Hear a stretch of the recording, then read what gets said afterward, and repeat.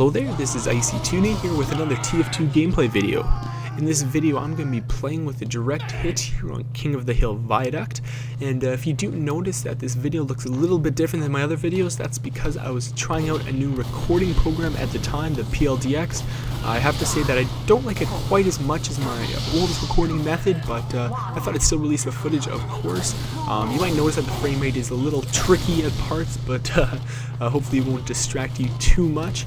But nonetheless, this is some pretty cool direct hit footage here on Viaduct, of course. Kind of just rocking out here and trying to kill a few scouts. There we go. Of course, scouts with the Sandman, you will find yourself one-shotting because a direct hit can do over 110 damage at close range, I guess. So that's kind of a cool thing with this weapon.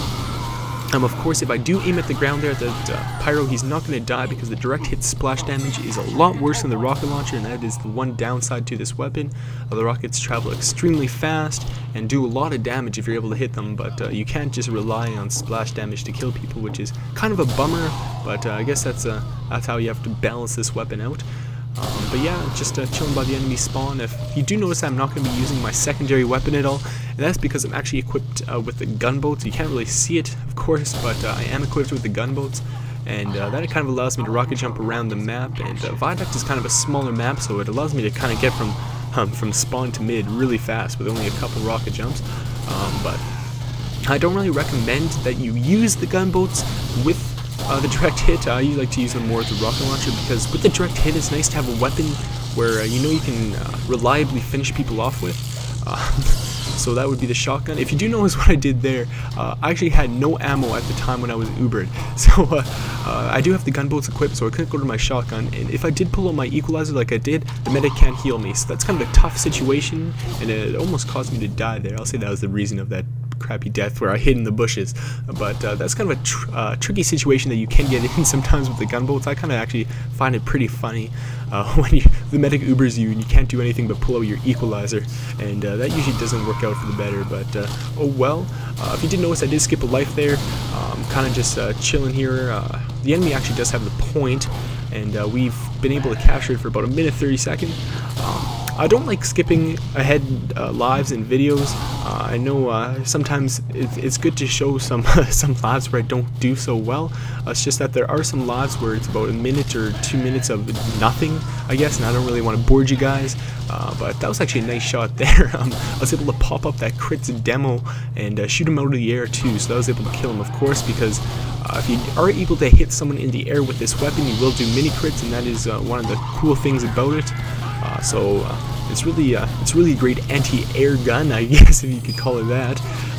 But that's one thing. If you do aim at the feet, I was actually able to snipe that scout while he was running away, and I shot there. But you can actually aim at the enemy's feet if you're able to hit the feet and not the ground below the feet, I guess. It's kind of a good thing to do with this gun if you're able to pop up power classes, like let's say a heavy or a demo or a soldier, and then you're able to finish them off with one more shot. So you can actually aim at their feet and pop them up, but a lot of the times it's just better to hit them straight in the belly, I guess. Get a nice shot there on that medic, and a nice shot there on the scout. So I'm actually doing a lot better with the direct hit than I normally do.